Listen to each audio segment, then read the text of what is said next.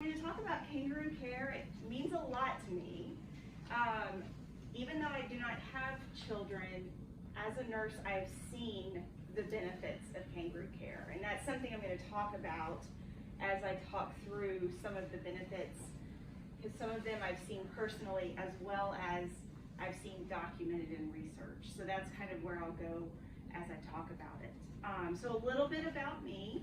I've been a NICU nurse here at UAMS for 8 years, and I was a high school teacher for 12 years before I became a nurse.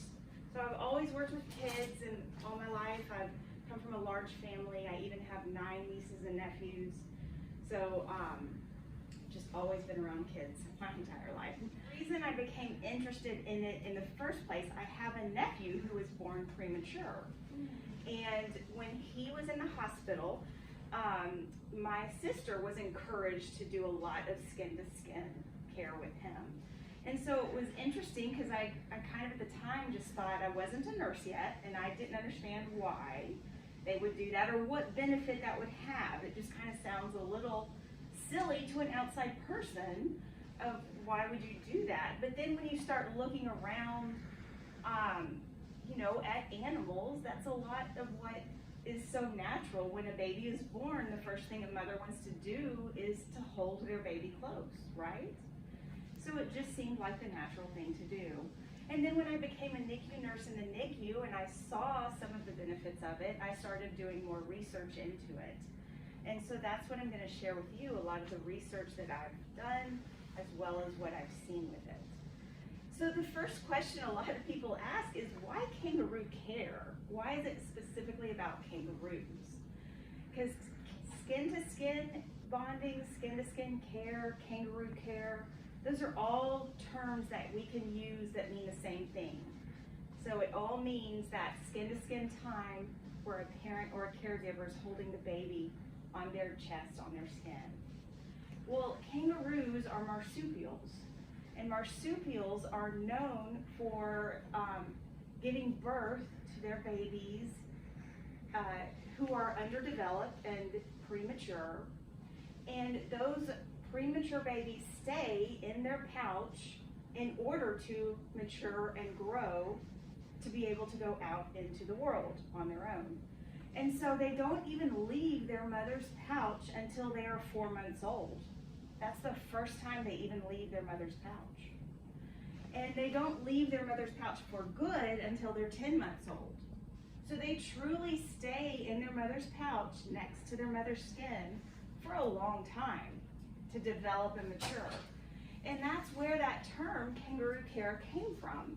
Because when scientists in the late 70s, or I should say neonatologist doctors, began to see the benefits of putting a premature baby on the mom's chest and letting mom hold the baby, and the baby would do so well and thrive and grow and become mature and survive, he saw that's the same thing that happens with kangaroos.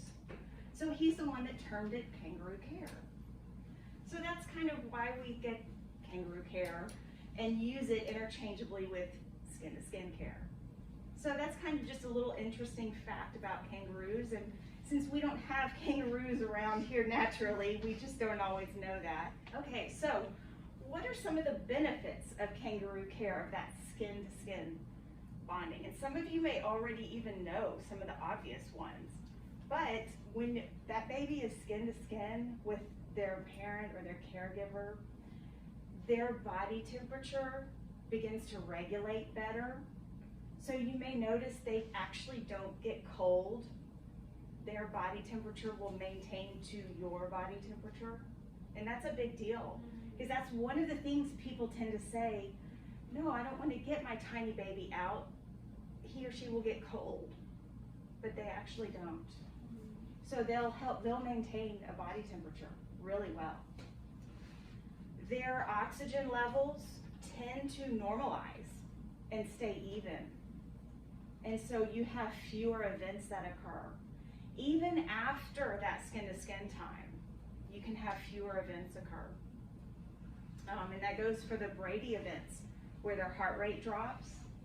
You can have fewer of those Doctors believe that their babies can hear the parent and the heart and the caregiver's heartbeat, and so their bodies may even try to sort of regulate to that, and that can be a reason why. That's a possibility. So there are a lot of reasons why skin to skin is so beneficial. The babies that have that with their parents, it helps them bond. And so the parents and the caregivers truly then begin to feel a bonding with their infant and feel like now they're part of their infant's life. And sometimes with a premature infant that's in that big isolate box, it can feel hard to feel bonded to the baby, right? But when you're able to get the baby out and hold for a good hour or 3 hours, you can feel the bonding. And your infant will begin to recognize your voice if he or she doesn't already. And those are good things that helps you feel good too. It helps your milk production. Okay, it helps you feel better, like you're part of your infant's life. It can be hard to feel like maybe you can't make a lot of decisions for your baby right now. But when you are bonding and holding your baby, you're part of your baby's life in those moments. And so that's a good feeling for a parent to be part of their baby's life. Some of the other things, it helps you not only increase your milk volume, but it can also help later on with breastfeeding. Because as your infant grows and starts to feed, breastfeeding is an option, because you'll still have your milk coming in, and then your baby can start to breastfeed. And so that's a big help, is having already had that bonding time and that skin to skin time as your baby was growing. So all of that is very helpful. Not only does it regulate the baby's temperature while the baby is on your skin to skin, but it helps regulate the baby's temperature when the baby goes back into the isolette.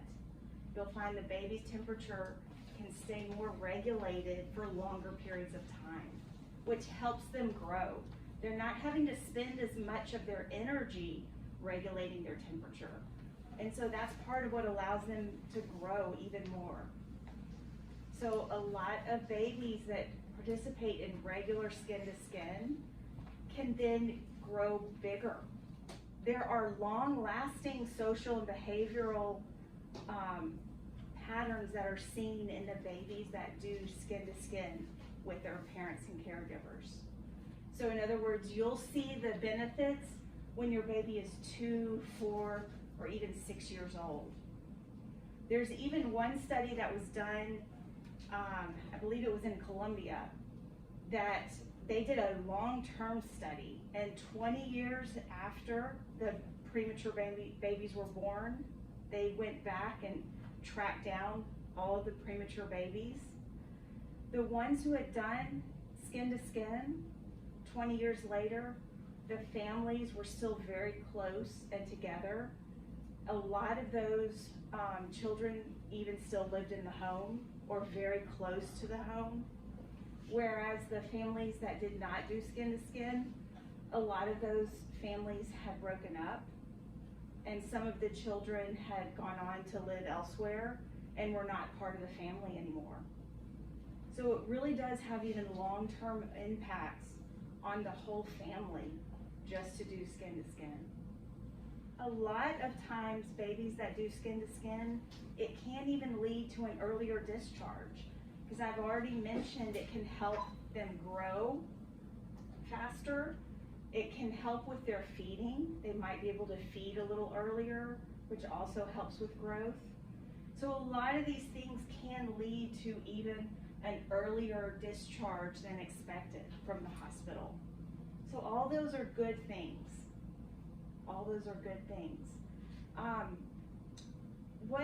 Have you guys all been able to have skin to skin time with your infants? What have been some good things that you all have seen? Doesn't matter what it is, just throw it out there. Okay, good. You've been able to see that he's starting to latch? That's great. What else? I'm gonna go on our milk. Okay, great, yes. It helps with the brain development. Okay, yes, it does. Yep. Have you guys had any troubles when you've been doing skin to skin? Anything that's... I miss him moving. Okay, he likes to move around, okay. But he's still kind of like figuring you out, so that's not too bad of a thing, but yes, he can make a move. They fall asleep right away. Okay. They get on. Okay. Kind of wish he would talk to you more. Yeah. Yeah. Okay. Sleep right away. Well, good. See, lots of positive things that can go on with that skin to skin time. So other things that can go on while you're holding, you could also, if you have the opportunity, you can read to your baby while you're doing skin to skin. That's another way to sort of engage your baby. And then there are some times when they just need the quiet and they just need the sleep time, but they need to know you're there. And so that's not always a bad thing that they get right on your chest and fall asleep, because that also means they're comfortable, they feel safe and secure. So that's also a good thing. And the hugger doesn't drop much as it does when they're in the incubator. Exactly, exactly. Or the oxygen on there, so he doesn't drop, it doesn't go up or down, it stays at a... It's kind of staying even, Yes. exactly. Yes. And that's what you want, and that skin to skin can really help that. Oh, yes. Yeah, yeah. So those are all good things and all part of skin to skin. So that's all good, all good. Any questions that you guys have about your skin to skin time or anything that you might... Pee and poop more too. Yeah, well, but that's okay, that's part of them growing, right? Yes. They need to know that they're safe and that they're secure. So really in the long run, this helps them. This helps them know that they can be themselves and know that they have that security and safety in their mother. And so it's not really gonna make them become more clingy at all. It's just about them knowing that they have the security and safety right now. And that's the big thing you want to get across to your baby. And so when you're doing that skin to skin time with them, that's conveying to them that you're okay, I'm still here and you're okay.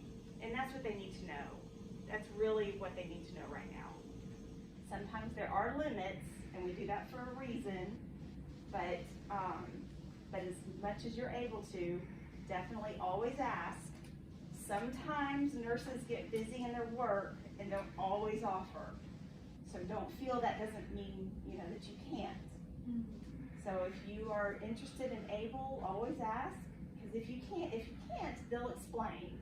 But they just might get caught up in what they're doing and may not have offered. But we always want to encourage you guys to do as much as you can with your baby, okay? So always remember that.